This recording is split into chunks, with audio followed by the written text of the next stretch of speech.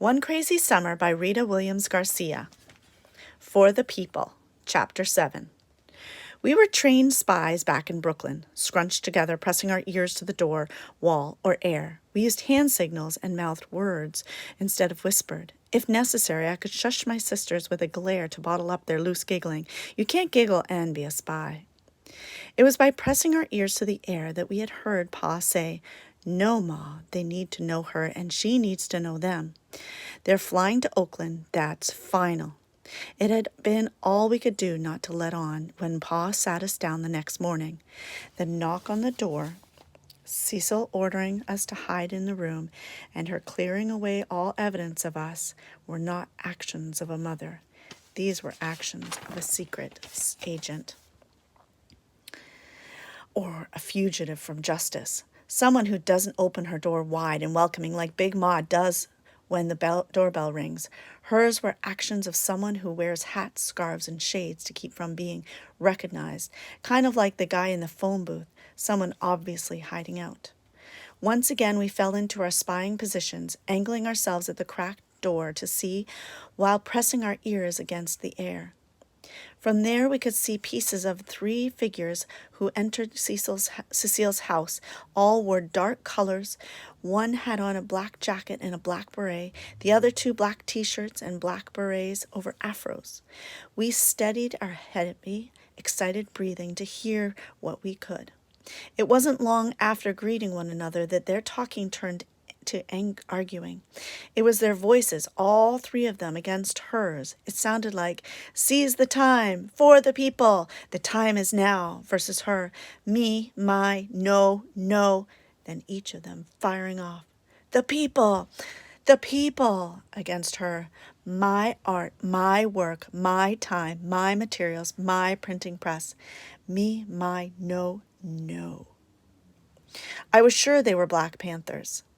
They were on the news a lot lately. The Panthers on TV said they were in communities to protect poor Black people from the powerful, to provide things like food, clothing, and medical help, and to fight racism.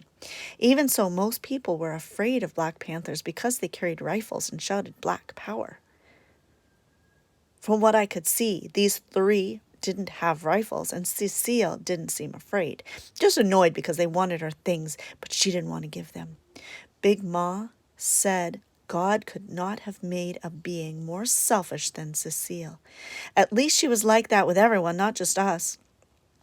Cecile said, "Paper isn't free. Ink isn't free. My printing press isn't free. I'm not free." One of them answered, "None of us is free, Sister Inzilla. Eldridge Cleaver isn't free. Huey Newton isn't free. H. Rap Brown isn't free. Muhammad Ali isn't free." I knew he meant her, Cecile, when he said Inzilla. I didn't know some of those other names, only Huey Newton, the Black Panther leader, and Muhammad Ali, who used to be Cassius Clay. I guess the others were Black Panthers or Black people who were in prison. I knew Ali had refused to go to Vietnam and fight like Uncle Darnell was doing. I still didn't get what any of that had to do with Cecile. Another one said, "That's why everyone must contribute to the cause." The third voice added, "Like Huey said, we should all carry the weight, and those who have extreme abilities will have to carry extremely heavy loads." There were words thrown back and forth, long, unfamiliar words, ending in shun, ism, actic, with more talk about the people thrown in for good measure, like Big Ma throwing a pinch of salt into the cake batter. They weren't just talking. The 3 Black Panthers were rapping, laying it down, telling it like it is, like talking was their weapon. Their words versus her words, hers falling, theirs rising. When her voice fell as low as she would allow it, she stamped her foot and said, all right, but you got to take my kids." And shortly after, they were gone. We retreated from the door and jumped on the top daybed.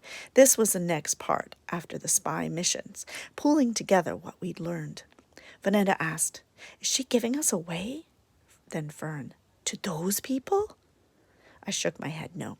She couldn't explain that to Papa. Or to Big Ma, Fern said. Then who were those people? Vanetta asked. In the black clothes, telling her to carry the weight. Talking on and on and on, Fern said. They're Black Panthers. They're probably who she's running from. Vanetta asked, who were Black Panthers? You know, like Frida's brother. I made the Black Power sign with my fist.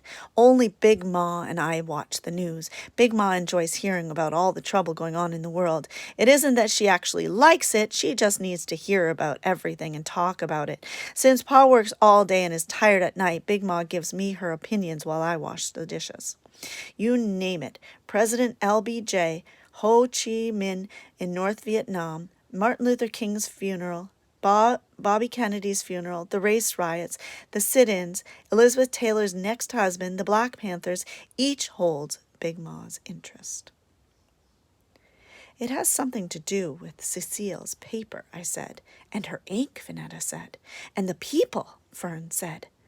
We couldn't imagine what tied all three things together. Then Vanetta suggested, maybe they want her to write a poem. About the people, Fern said. Using her special inks and papers, Vanetta said.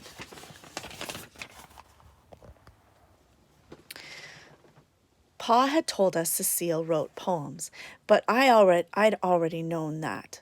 Flashes of Cecile, chanting words, tapping a rhythm with her pencil, then writing.